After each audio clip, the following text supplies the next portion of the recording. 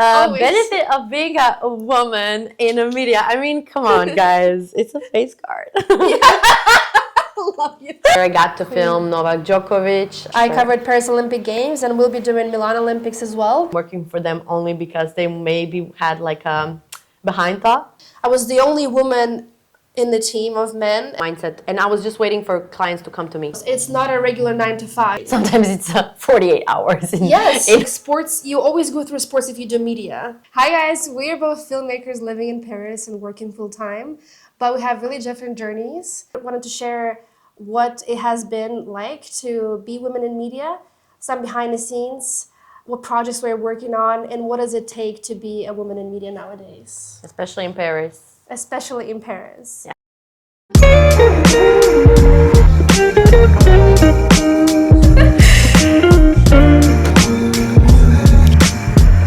Oh my god.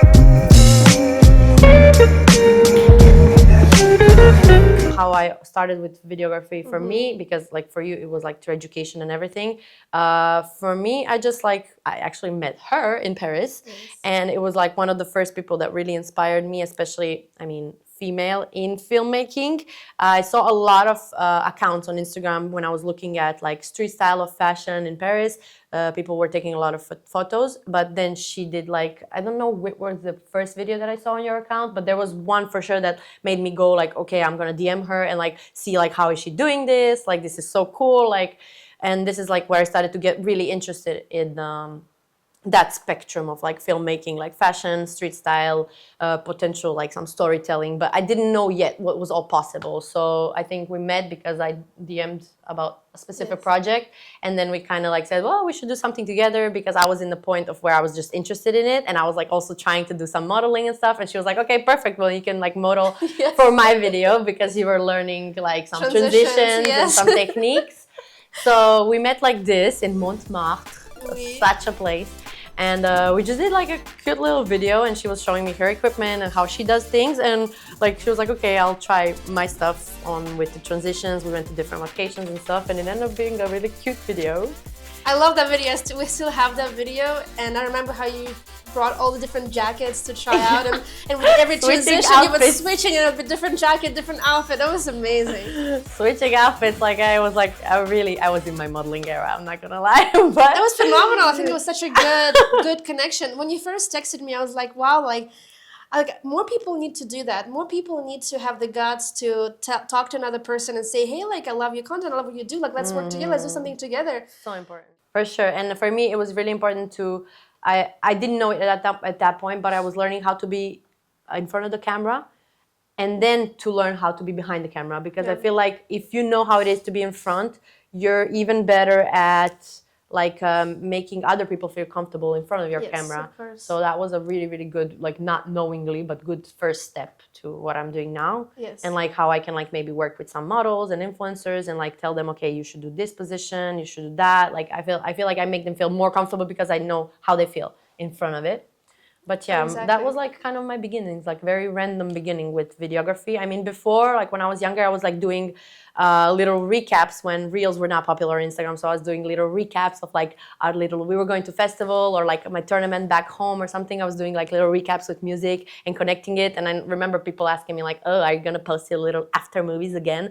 And I was like, yes, actually I am. Like it was like something, it was something for them so weird. But now it's like if you don't post a reel, like what were you doing? Yes, but before it was like, ugh, it's too much of postings, no, which is so weird because voila, here we are. Here we are, and everybody's posting. I think that's the thing to do right now. If you have stories to tell, like you have to post and keep posting, telling your stories, telling who you are. I think in media, a lot of the times you work for other people's ideas and projects.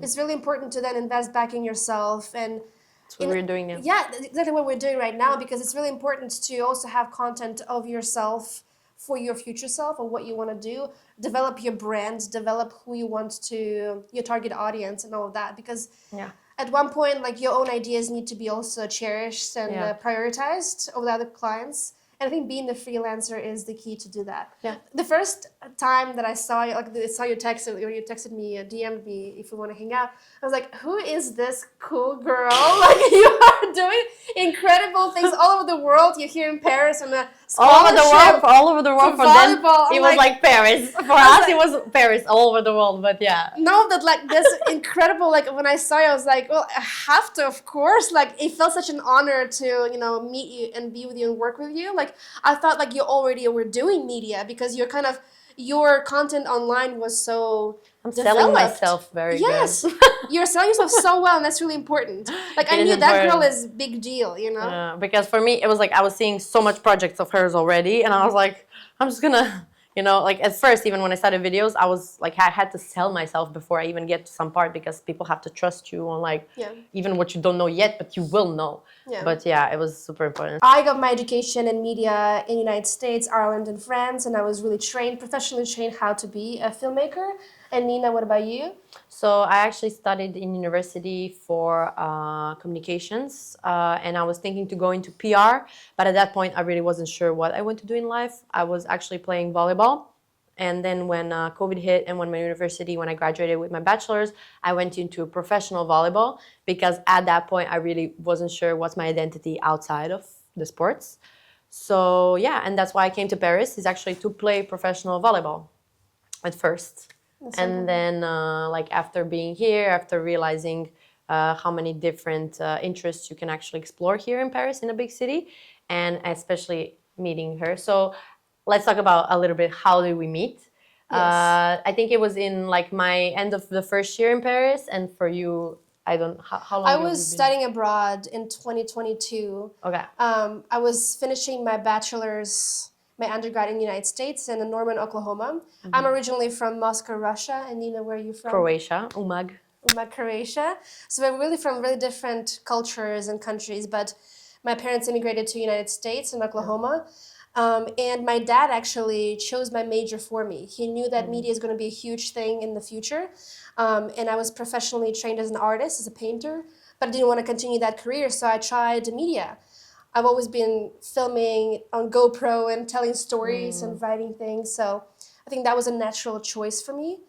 And in Norman, Oklahoma, when I was doing my bachelor's, I had an opportunity to study abroad. It's a huge thing in the United States to go study for a semester, a year in different countries. Paris and France were my dream for a very long time. Since I was a young girl, I would always read about French resistance and history and, all these fashion books and things like that. And I was like, I knew I want to go to Paris. Like, where else than in Paris? So Paris was a natural choice for me to study abroad. I wanted to try it out. That's actually so cool. And I think about universities in America. I mean, I studied in one was the junior college for 2 years. And then I studied 2018 to 2020 at Lamar University in Texas. And actually, it was smaller I universities. didn't know that. Oh, well, Wow. there you go. Yeah, I was studying as a student athlete, but the good thing about studying at a university in America is like you can pick your majors and every year you can change a bit. Yes. And there's always a focus on like projects, which I unfortunately didn't explore enough, and I didn't focus enough because my focus was all on volleyball and sports.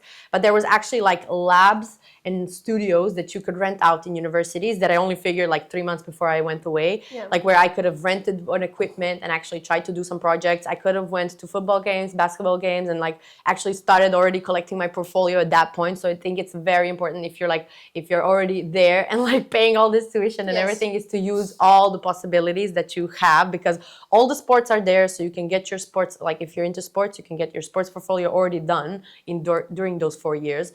Not to mention like maybe some kind of style of documentaries and Yes. stuff. So unfortunately, I missed out that part of my potential beginning. With you now, talk about the beginnings, where we were like in our first years of Paris, where we are now, and like what happened in these past 3 years. Well, for you. So a lot of things happened in the past 3 years. I finished my bachelor's, my first master's in Ireland, where I also received a grant to do a documentary there on asylum system. And here in Paris, I'm also on a master's and a grant to do another documentary on artists in Paris and asylum seekers in Paris, asylum artists in Paris. So that has been a huge change for me. Like I've always been wanting to live abroad. My experience studying abroad in Paris changed my perspective on life. And people I met, especially you as well, I feel like that stood out to me. I was like, I need to come back to Paris eventually. And I applied for a few grants. I was like, why not? Like these competitive national scholarships, everyone gets them. Why not me? Like, why can't I? I didn't have the best grades or anything like that. But for me, that was a challenge again to just try and see if I will get it.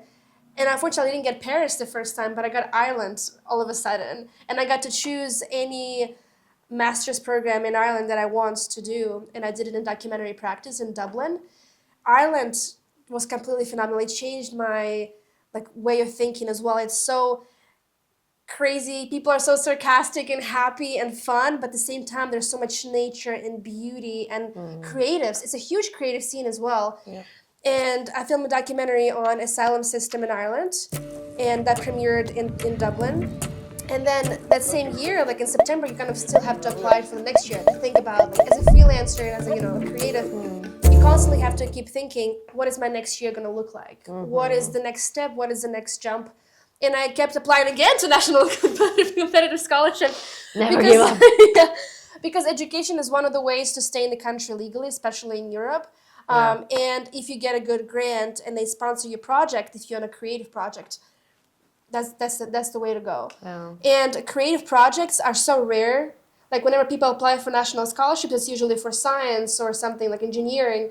But documentary filmmaker from Russia, a woman documentary filmmaker, that stood out for a lot of people. Cool. And so every year, like I would get these incredible grants. And here in Paris, I'm also in a grant. But at the same time, all throughout the years, I was working at least 3 jobs at the same time. All in media, though. What I recommend is to never work outside of your field. It's possible. It's sometimes not possible. Yeah. But you can find a lot of creative freelance gigs for photography, videography, and work only in your niche, because that's really important. I worked with NBA team in the video production team. I was the only woman in the team of men, and it was kind of phenomenal because my ideas were prioritized a lot of times, and like my creative vision was like, oh, like yeah, like Lisa knows what she's doing. We're gonna get to that in the female part. Exactly. Yeah. And then I was also a lead cinematographer for my university's production company, where I would be sent out to projects for national projects, for like filming for ESPN, for Fashion That's Weeks, so cool. for U.S. Army Corps of Engineers, like Hurricane Ian, and I would be the lead cinematographer covering these big events and filming these documentaries as a student, I think, well, I don't know, correct me if I'm wrong, but as you said, like, it's so important to work in your niche. I feel like in the United States, it's so much easier to do that. Because here, like, I cannot even imagine if I started my, like, filmmaking journey in Croatia. Oh. Don't know where I would start from, to be honest. Really? I really don't know. Like let's say elementary and high school, like, they just kind of lead you onto these, like, normal occupations, like, that you're supposed to, follow. Unfortunately, we don't have any, like, even in high school in the United States, you can already find some, like, oh, let me try acting, let me try, So I feel like in the United States, there's way many more options for that, as you say. So like when you mentioned you were working 3-4 jobs, I was also working 3-4 jobs to like finance my equipment and stuff like this. But a full-time job was in a gym. So nothing to do with my niche or to do with, let's say, even marketing or video media, anything. Because here in Paris, you're like, if you don't know French fluently, and I didn't know at that point, working in media is like, almost impossible, So to really get to your niche here in United States, if you're in United States, you should definitely use all the opportunities, like so many, as you said, NBA teams, even like dance groups, dance classes, like for everyone. cheerleaders, like universities. University is such a big thing. I feel like in the United States that you can get all the opportunities from. There's sports, there's this, there's that. But here in Paris, I really don't know, especially if you're like let's say, how do you say, stranger or international like us, to get that opportunity to be in your niche, it's a bit harder. It's not impossible, of course, everything's possible. Especially now when I know French, I would be able to find maybe something that could bring me money, but it's not, I don't think it's nowhere near the same as the United States possibilities, for sure. In the United States, what matters is your experience, is your physical, practice experience that you get, projects you've done. In Europe, it's a lot of education, theory, and all that. How many degrees do you have? Like, things like that. Do you have language skills? Do you have all that? Like, do you have connection? Well, actually, even in France, connections matter a little less. In the United States, everything is about connections. Who do you know? Who can you talk to? Yeah. If you're meeting for a coffee, it's usually transactional immediately. You know what you're coming for. People usually know what you want them to, what offer you have, or what you can offer them, and they can offer to you. things like that. Like it's always, people always know that it's a transactional, Yeah. environment. Yeah, but in the meantime, like those, so the 3 years to go back to the question, or what was our lead for this topic? Yeah. It was the 3 4 years. So yeah, you had many like progresses in your like technical skills, Yes. education wise. Got some awards. Yes. So recently I've covered Paris Olympics with the NBC Sports, which was a phenomenal opportunity. I didn't have any connections going in there. Like I just applied and I really showed my passion. I talked about Russia and how in 2014 I was watching the Olympic Games in the winter, and I was like, wow, one day I want to cover Olympic Games. Like one day I'll be that girl, with a camera. And they accepted me, and I was a PA in New York on the sets and everything, like working with the teams on the Olympic Zone show. This time, actually, I was hired as an associate producer now for Milan Olympics, which is exciting to be coming back. Like it's such a huge progression, and I feel like the more people you get to know, It is huge. the better it gets. But I got a sports Emmy for that, and for all the documentaries that I filmed throughout my 3 years here, I got another 2 Emmys and That's so good. a bunch of other awards for my storytelling, and I love it. Like documentaries is my thing. Yeah, should be the most proud, the most. Tell me about you, girl. You In had the an past amazing 3 3 years. Well, where we met, I was in a total different like state of mind, like what I was doing and everything. So I was still playing professional volleyball. But ever since then, when I figured I want to do filmmaking, this is where everything changed for me, because I finally could shift my focus to something else. Because volleyball at that point, like I was so 100% in it, and when I'm doing something, I'm 100% in or out. So when volleyball started to be like less than 100%, and when I was looking for something else, I said, okay, I know that I'm going to leave volleyball behind sooner or later, and video is going to be 100% of my focus somehow. So I left volleyball at one point. I got hired full-time here at the gym, as I said. I was working 35 hours a week, so not in my niche, but it was helping me finance myself and also have a full-time contract here in Paris, which is important for somebody who's international, because this kind of like sets you and makes your base in a big city like this. Well, like France, let's say France, because if you're somewhere else, countries, potentially you can do stuff without full-time contract. But here it's a super important thing. So I was able to do a lot of different stuff with paperwork with just that full-time job. So I was doing that, and also doing side hustling with like some shifts to like waitering shifts.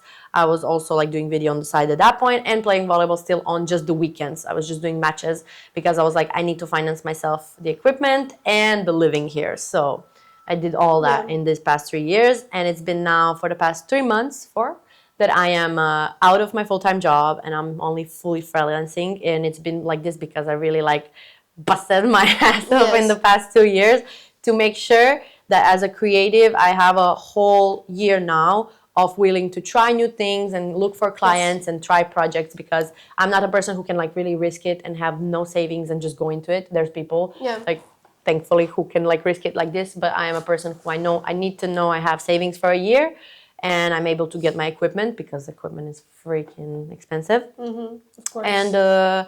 And still look for projects and finally be free and have my own time to look for new clients and new projects and travel because of those projects. Because during my full time, I was taking paid days off. So I had 0 vacations in the 2 years that I worked at the gym. It was all my vacations were used for projects when I was traveling. So that was like my past 3 years, but now we're here, and now everybody is like, oh my God, for the past 3 months you've been traveling everywhere. It's been so good. Your life is so perfect.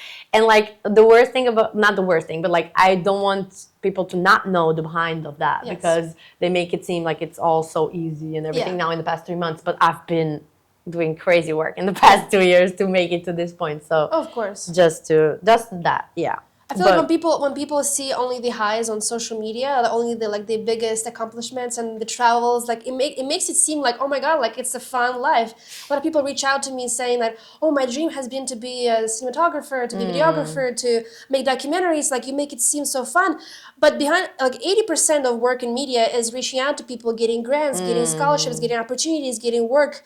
Like having this, like it's huge. It's a huge amount of work to be able to show only the best parts of it. And whenever you do get to the point where you get to choose clients you work with, Yeah. and you get to see what niche you actually want to focus on, that's Yeah. where life starts. Do you have a niche at this point? Yes, my niche right now is documentary filmmaking and telling stories of asylum seekers and artists in residency who are in exile, people who are going through migration or are escaping their countries because of the conflict. Because as an immigrant myself, and living in different countries and always constantly looking for that cultural identity and understanding who am I today. I'm not fully American, but I'm also not Russian anymore. I'm not Irish, I'm not French, but I'm always in the middle. So I feel like for me, the question of home and belonging and identity has been always really prevalent. And it's really important for me to tell the stories of people who are on the path of migration or, escaping a war, and being able to tell their stories is really what my focus is now. That's good. What about you? My niche, it's right now, it's I would say sports fashion, like very general, but I am very focused and I want it to be more into the storytelling. So if I can tell a story of this one athlete, a story of this one, like a fashion director, designer, fashion designer, and then so yeah, storytelling would be really nice. I want people to get inspired by other people, so that would be my focus for the future of what kind of video I want to make. Potentially documentaries, you never know if it's going to be like a longer format, but We'll work together one day. for sure. Yes. But I know that like for a documentary I need a team, like I cannot do things myself. So if I'm right now my own freelancer on my own, that's for sure like shorter style, dynamic social media content for fashion and sports. That's right now, but in the future I would like it to be more storytelling, something more inspiring for sure. Okay, so considering we had different journeys and different beginnings, we also shoot with different equipment. So what do you shoot with? I love my Canons. I know people shoot with a lot of Sonys. I have a Canon R6 Mark II, which like you don't need a good camera equipment to start out. What you need is probably good audio and sometimes lighting, but audio like really makes a difference. I started with an old Canon. Whenever I was shooting with Nina, like 3 years ago, I had my old Canon that was a gift from someone a very long time ago. But what matters is your style in videography. Yeah, And how you use your equipment, whatever equipment you have, that shows the skill and talent. the skill and talent for sure. And everybody is so focused on the equipment part, but like you can literally make it even with an iPhone, as we know for today for the content. Me personally, I shoot with the Sony. I just got a new camera. And it's a Sony A7 V, which allows me to be a bit more hybrid, Yeah. a bit more hybrid, because I have my actually let's put this out there. Sony ZV-E1 is such a good camera. In the past 2 years, I know a lot of Sony people with the FX3 are gonna be like, ugh. But it's such a good camera, especially if you want to start. Like autofocus is good, low light shooting is good, and if you don't have the budget to buy a 4K FX3, Sony ZV-E1 is such a good way to start. And now I got the A7 V Sony just so I can be more hybrid with photo and video. But yeah, as she said, it's really not about the quality. Like you can do. I mean, of course, there is some style of videos which people do just because of the quality of the camera. For example, I think portrait videos of fashion people.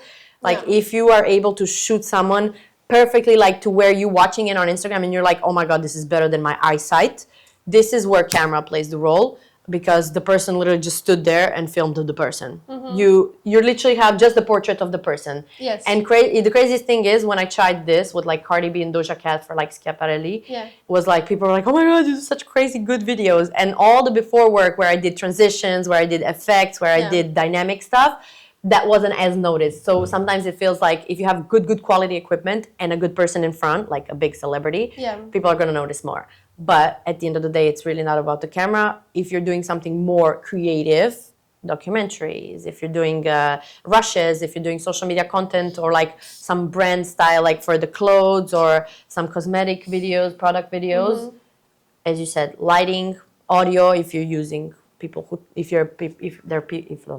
there's people who are talking in the video, that's way more important. And you're like, for example, maybe this is going to be long, but I was doing a workshop where there was 20 people and we were all using the same camera and we all had the same object object is that bad to say, we all had the same model to shoot. And at the end of the day, so with all the same cameras and with the same model, we had such different results. So it's really just about which angles do you take, how's your motion with the camera, like do you focus on the details or do you focus on just on the portrait? So there's so many ways, but yeah, the equipment, you start with something and you can research what you want to start with and what's your budget at the end of the day, but it doesn't at all define you as a filmmaker. Yeah. I feel like you become a better filmmaker when you fall in love with what you do, and the better you become, the more you fall in love with your craft. Yeah. Because whenever I started out and I didn't know much about cameras, it was always like annoying that I couldn't get the perfect shot, the perfect all of this. And I'm like, God damn, like but because I was in school, I couldn't just quit. Like I had to keep pushing and doing things. So first, understand if it's really your passion, if it's really what you want to do. Now, like I've been doing filmmaking for over like 6-7 years, and I love it. It's my craft. Now I can really focus on storytelling and telling the people stories that I love and cherish, instead of focusing on how good I am with camera. It's automatic now. But with equipment, whenever you film with a big production crews, you have people who are only cinematographer crew, only producing, directing, and so you have people who will help you use the new equipment. Equipment always changes. There's new things coming out every day. With so AI you can't just be on the top of the game all the time, but you can be really good with your skills, and you can put that into any camera you want. I mean, that's what I love about it, the progress part. Like literally after volleyball, like volleyball for me sports was for me always about progress and results, right? You win or lose. But in video is the first time I figured this progress. Like this is the first thing that actually kind of got me out of, because I never thought I'm gonna feel what I feel with sports. And video is like the progress part of it, like you're learning editing, then you're learning how to color, then you're learning how to storytell. Like the progress is really like, for me, was what's pushing me forward with this. It's always so exciting and everything, and new projects and new people, everything. I mean, so that's exactly the benefit of being a creative or like a filmmaker. You're constantly introduced to new projects. One day is never the same. And that's what I love and cherish the most. It's not a regular 9 to 5. It's stressful, but it's so rewarding. Sometimes it's 48 hours. Yes. But it's so rewarding. Like my NBC Olympic Games, for example, I worked 14-hour night shifts every day because it's a seasonal kind of work, so you work for 25 days during the Olympic Games. But it was incredible. Like the rush that you feel, like having the steam around you. You don't feel the hours. You don't feel the hours. No. Like the rush that you feel is just phenomenal. You're like so energized and you just want to be there. And I think that's what makes filmmaking so rewarding and outstanding, is because there's always new people, new projects, new ideas coming in, and you'll always be creative. You'll always be inspired. It will never kind of like it's not a job. It's always a passion. And it doesn't feel like a real job whenever you get good and whenever you get paid well. Yeah, for sure, for sure. What about you, girl? Definitely on the way of I always love to learn by life. I never actually learned as much like in school directly of like a book. I love to read books now, but I love to learn from life. Like if I'm going to learn about a country, if I'm going to learn about something, I would rather meet someone from that country or be in that country to learn about it. I cannot learn by media today, like you get so many different sources, so you're never sure. But what I love to learn is through life. So with every situation where I am covering something, if I'm covering a perfume event, if I'm covering a release of a movie, if I'm covering sports, a tournament, like I always get to really see life and inform myself of life directly on the spot and meet people who are really from that field or from that country or from that culture. So just learning from life, I think it's such a rewarding thing from being a creative. Exactly. What is a creative con? For me, the one of the biggest challenge of being a filmmaker is definitely like the not stable life. Like it's exciting, but then again, like if you're someone who is not sure about how your next month is gonna go, your next 2 months, 3 months, you can get into these little panicky modes, which I tend to get, especially like in the past 3 months. Like I have had a really good head start with being a freelancer, but now when there was like calm months, you get to really be panicky, and I think the only like way to get yourself out of it is to just try to be creative outside of your projects that are paid. But yeah, like I think it's just the anxiousness of like, am I gonna have clients next year? Is it gonna be like financially good? Like, because I mean, at the end of the day, I enjoy it, but I really need to just like also live very stress-free considering my finances. So I think it's just the stability part that it's a really challenge. For me, the challenge is choosing between being a freelancer and being connected to a company, like NBC, for example. Yeah. That stability that we're talking about, like that will always be there with an enterprise or a company that you're connected to in the United States or France or Europe. If you're working for some other people's dreams, it'll be stable. But if you really want to focus on your own work and try yourself out as a freelancer like you did and you're thriving now, that's what my like that's my question, you know, like I'm trying to manage all of it. Like I have a lot of private clients, but I also work for a director and I also work for NBC, and I have these like, you know, projects that I'm working for other people. But it's important to invest in yourself, so that's the challenge. That when do you do that, and if it's worth it, it's always Yeah. having a business, you know, that's my dream. Yeah, my own company. I think for all of us at one point we really want to have something on our own. Yes. Is it going to be just by yourself and then you recruit other people, or are you going to be a team? I mean, for me, coming out of sports, team sports, I would love to have a team in the future, but on another. We all both are sports. Both are in sports. Yeah. I think no matter what, like sports, you always go through sports if you do media. Somehow. It's a somehow, like even I'm not really into sports, but I work for Olympic Games, you know, or I work for NBA teams, you know, like because it's so mediated. It's so mediated, like, and you get the best experience and you get the best pay. Like a lot of the times, like sports is a thing, a way to go to. Okay, women in media. Yes. What is a benefit of being a woman filmmaker? You can start. You want to get inspired? I do get inspired. Benefit of being a woman in a media. I mean, come on, guys. It's a face card. I love you. That's exactly right. I'm not gonna listen. I'm not gonna like pump myself up or like anybody. Like, but I do think that like if you present yourself well, even if you would be like a man, but like still a woman even better, because there's so many men out there, and like literally when I look around myself, if I'm at a tournament, if I'm at some kind of event, I have been seeing like way older men. So of course, if you present yourself well, you dress up, you're like nicely like hair done and everything, and then you have a camera in your hand like this.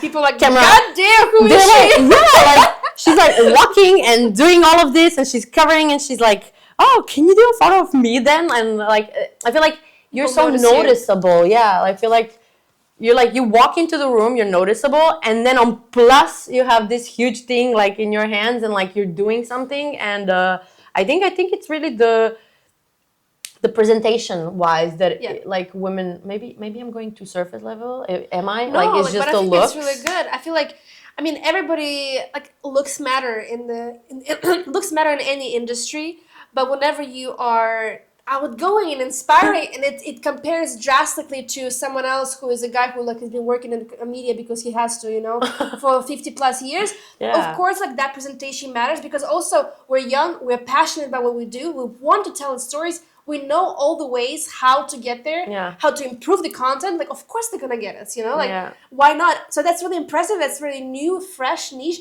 And nobody, like, there's not a lot of people who are doing, there's not a lot of filmmaking, especially. Photographers, I know, especially if we talk about Paris now, women photographers, I know a lot. Yes. And especially in like in the industries where you would see more men. So like music, there's a lot of female photographers. Sports, there's a lot of female photographers already, which bravo. But filmmakers, except you that I met in Paris, I know one that it's in Amsterdam. She'll, if she ever looks at this, it'll be, hi Eva. I was just at her workshop. There are rarely any women filmmakers and videographers that I meet who are really talented and who keep doing their work. There's a lot of people who go into journalism and TV, producing, directing, but working with cameras, cinematographers is so rare. The technical part, I feel like part. maybe is the one that like drags away maybe the focus sometimes. Yes. people are scared of technical parts, but I feel like that's when you fall in love with it. And when a guy on a set looks at you and you know more about like a certain camera you're using this day than them, you're like, I'm the queen of the set. You know, like whenever you get to give advice to the guys instead of them giving advice to you, that makes my whole day. On the Yeah, set. it is indeed, indeed. So is that your benefit? We good. I feel like let me think like if there's anything else. I mean like as Or a woman, really is being a just the woman, looks. being a woman, I feel like you get treated by directors a little more kinder and nicer. A lot of the times, like directors, like especially when they're guys, like they have to set the pace of the scene. And a lot of the times when I work with directors, they're really strict. Like everything has to be done. There are deadlines. There's budget. Like come on, let's go. But when there's a girl that comes in with a camera, like and you just want a little chat, like how you doing? Girls have the nurturing capacity to see and understand and like, have like the critical ability to, you know, make people feel comfortable and welcome and like with a That is good. little That is good. with a little smile. That is And so for sure. that's really nice. So you get to go far.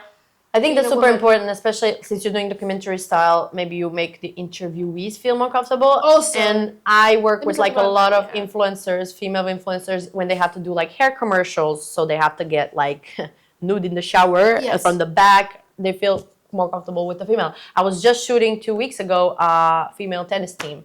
And usually I think they would recruit a male videographer that already shot their men teams. But he was specifically, I would love that there is a female videographer, and I actually spent the whole night with them. I was able to shoot a bit of their private life in the house more, and I feel, and I've been told from them that they feel super, super comfortable with me. So I'm super grateful when I hear that as well. Like I don't make, because it's already super hard to be on camera, Yes. but if there's a female to female connection in between, then I con of being a female in videography.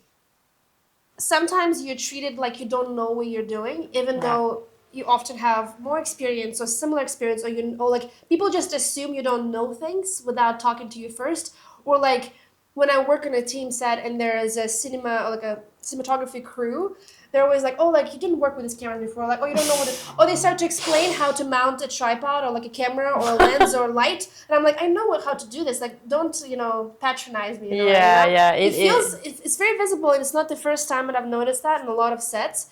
It's been really rare when men Would ask you. cinematographers would actually ask me how to do this, or would immediately not Playing on their devalue ego how a much bit. I know. So that has been a huge thing. So please be like more like calm your ego down a little bit, or like not even that, but I think a little bit of that. I think it is like it's just playing with their ego to ask you. Like I don't know. They can't believe that women women cinematographers can be. Yeah, because I'm fully like I'm literally every male videographer because I don't see as many female videographers, women videographers. I'm asking a lot of men videographers, pulling them for their sleeve and asking them for advice. Like I have zero conscious or ego to ask somebody for advice on what is this? Tell me what is this? I want to do this. Like, but I feel like men should be as less ego as well to ask a woman who's doing something they would want to do as well for an advice. So for me, a con is actually I think it kind of goes towards it's a benefit to be a woman and present yourself very well, but then there is this con part of it where there is like clients that I would work for, and then I would realize I'm working for them only because they maybe had like a behind thought of crush on you or something. just a bit, yeah. Like there was like an interest in my work, but there's also an interest in me, which it doesn't have to go in that boundary. Maybe this is like for somebody it would seem opposing, but it's really not opposing. Like presenting yourself well and dressing yourself well and being a woman doesn't mean that like I would need the attention considering like my works, if my looks. If I want to really present my work and be there because of my work and my quality, it's just because of that I want to be there, not because I just looked good to you and you wanted to hire me just because like I looked good. You know what I have a comment about the problem with our generation being too talented. Because young women filmmakers, I had that asked on NBC interview. They said, unfortunately, like a lot of the times, people will judge you based on how old you are, and you're too young to be a producer. You're too young to be a good director, by the books. even though you have all the insane experience. And they literally said it to my face that a lot of people will judge you and will not trust you because you're young. But you're talented because our generation has so many opportunities to learn outside of school that previous generations didn't have. Yeah. And they had to go through all these like educations in order to get Yeah. experience. We have all the experience and are able to travel and we learn like on the go so Naturally. much faster. So at 20 years old, you have these national clients and awards, but people don't trust you still because you're too young. So I think that stigma also has to go. Yeah, yeah, indeed. But the most fulfilling for me was to be a part of a tournament coverage, a part of the media team for the tournament, specifically in Athens a month ago now, where I got to film Novak Djokovic and like all the other players, of course. But Novak Djokovic, he's at the end of his career, and I had the opportunity to shoot him. So for me, that was great. And just to be a part of that. The environment, you have all access, and I love that, being able to go anywhere, catch all the angles. Nobody's asking you like, what are you doing here? You have the accreditation, you're the tournament media. Don't ask me questions. I'm just here to make your job easier.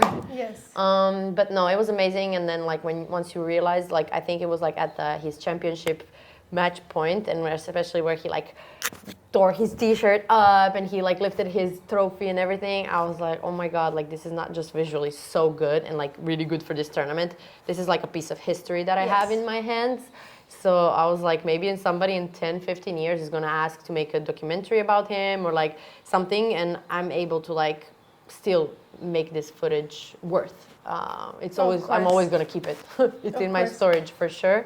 But yeah, in general, this was my best project, and at the tournament back home, just being a part of like something longer like this, 10 days of fully coverage. You can be in front of the camera presenting something, interviewing someone, and as well do the behind the camera, like being with the players for the players' practices, players' matches, and edit that into a fun way and present it on social media. That was the best. You're incredible. Getting all these amazing opportunities. We're gonna go so far. My favorite project, I feel like I have to mention NBC Sports and the Olympic Games coverage. I covered Paris Olympic Games and we'll be doing Milan Olympics as well. That is just like an over-the-top dream come true opportunity. Insane. And I'm forever grateful. But that setting is you're a part of a team, you're making something big come to life. And I wasn't a main cinematographer on the ground filming, so that's my next goal. But NBC was outstanding. 14-hour shifts, night shifts, from 5 p.m. to like 7 a.m.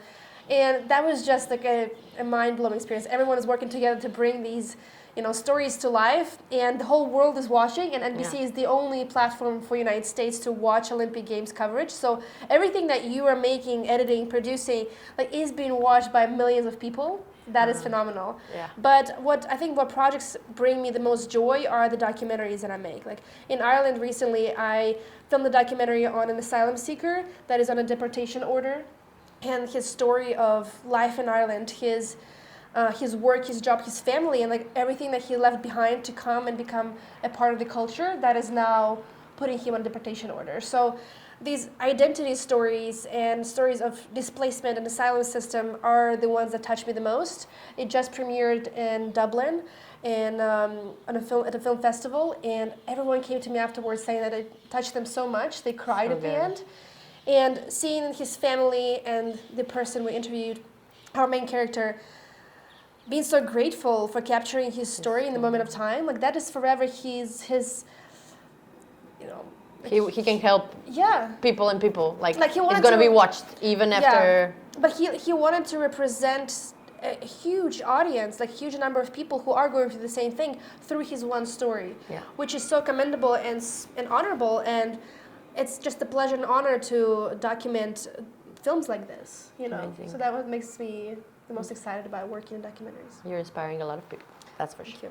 Thank you, girl. What was the most challenging, on the other hand, and like not the worst project, because every project is for something good, but I would say like maybe you could learn a lesson from it or something like. You start, because I forgot last time you also were. Is it where we stopped last time? Okay. Yeah. So for me, I think my beginning, because for example, this is where we differentiate. You had all these like great already opportunities, like I would say from the start, because that's how it works, with, especially with university and something, like you get these crazy good projects. But for me, it was always starting from like these like smallest projects, which were something, but it was like working with someone for their potential music video, but like it's just something they do out of passion, not because they actually want to make music. So it was there was like many things that was like kind of like not at all what I would usually do, and like things that I don't even want to put my name on, but it was mostly just like me filming them, and like it doesn't represent my work at all.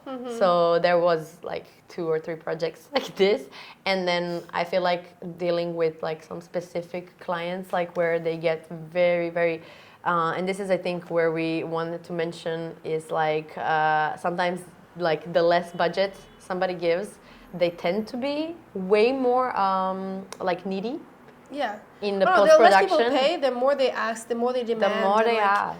Like I feel don't know like why. my best paying clients like trusted my style, trusted my vision, and immediately loved what I did because I'm really good at what I do. If you don't like a certain style of a videographer, filmmaker, don't hire them for their work. That's the if you're thing. gonna have a million of critiques. We all have portfolios at this point, so for me, it's like if you're hiring me, look well at my portfolio, Yes. because trust me, at my portfolio you can see events, you can see sports, you can see fashion, you can see product, like, and if you don't like any of these styles that I did for different kind of industries, don't hire me, because you kind of know what you're going to get as a result. Yes. Like we can go further, we can adjust my style, but like there's no way you can like say, oh, this is not at all the vision that I had, because you literally had all the possibilities in my portfolio. Yeah. So I think that's the or like whenever people reach out to you without like thinking that you're just going to do it for free or pro bono, all of the work, when you're on a certain level where you have your own equipment, where you have clients, where you have work and experience,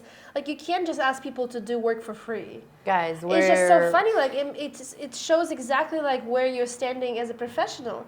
I would never, like every time I would hire people for sets or productions, I would always pay. Yeah. Like even people who are just coming to learn, people who are not even, adding anything to the experience, but they're there as PAs or anything like that. Like, it's important to know that this is the standard. You want to get paid for your work. In France, it's very common to be pro bono. friendly price. Yeah, like pro bono, volunteering. I'm like, this is work. Volunteering, we're gonna cancel culture for volunteering. But even the friendly price, let us make clear on this, because I do think you for sure agree on this.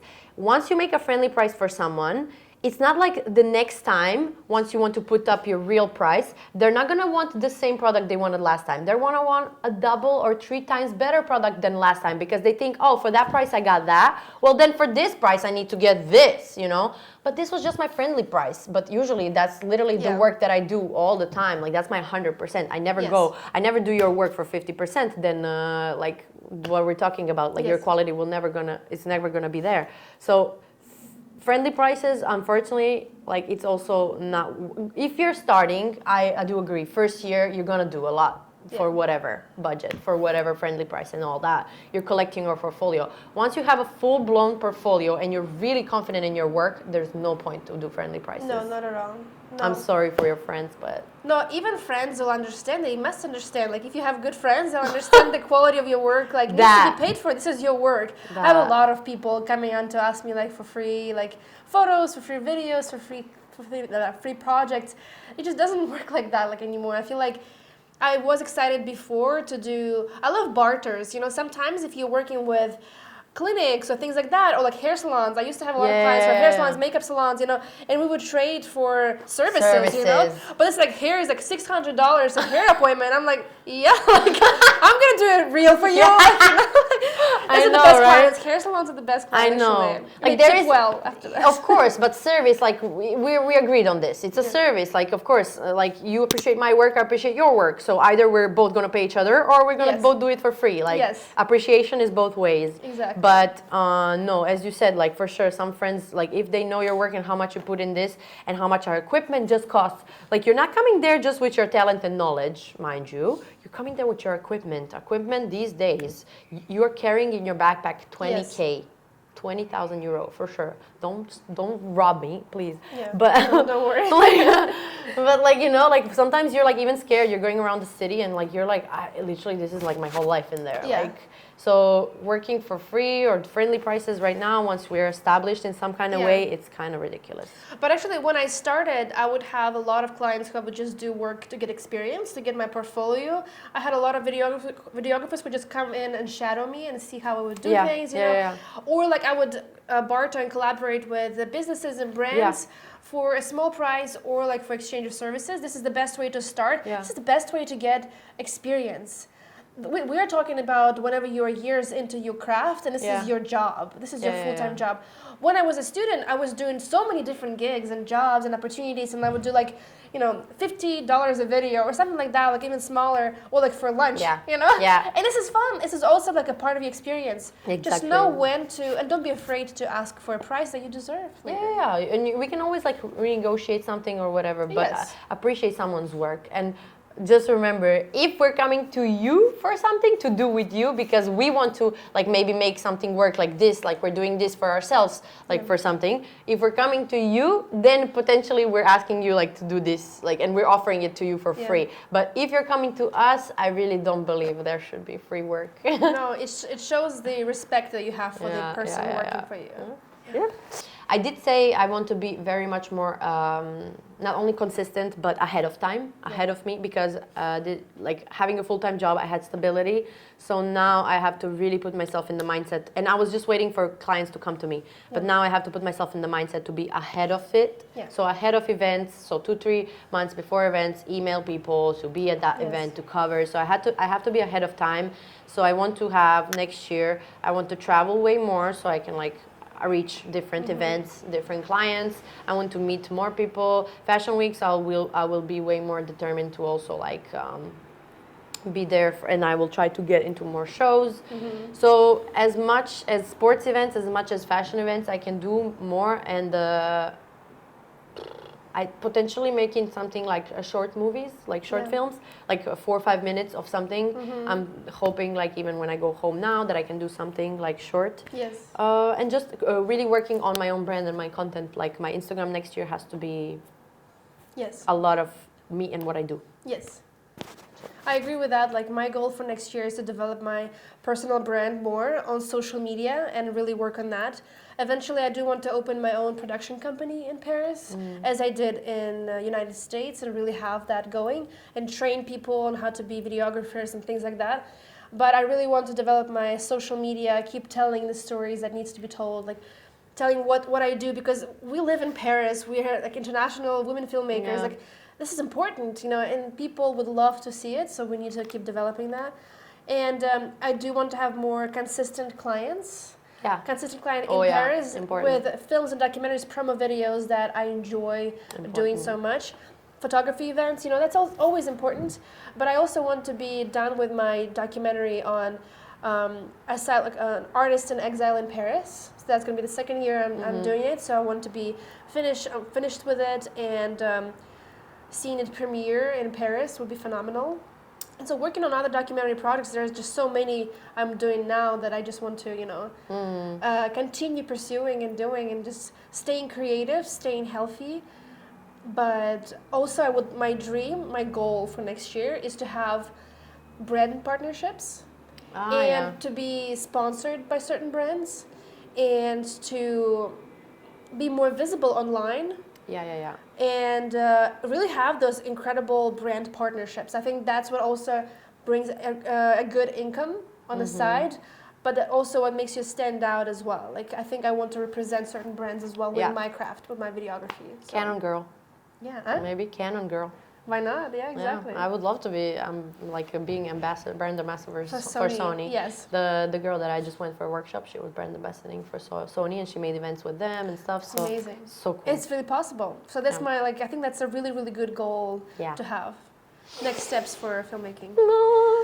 Thank you so much. Thank you guys so much for coming. Follow up with definitely, I think it's going to be cool. Like this next year, I mean, we're just saying this now, but this is going to motivate us to progress more on our content that could possibly help you guys out We're going to talk more about possibly Yes. equipment and experiences behind the scenes. I love to talk about how I do projects behind the Yes. scenes. So Yeah, behind the scenes are the best ways to get to know people, how things get done, and I think Yeah. it kind of dilutes the perfect reality of projects we're putting out and all the Yeah. travel that we do.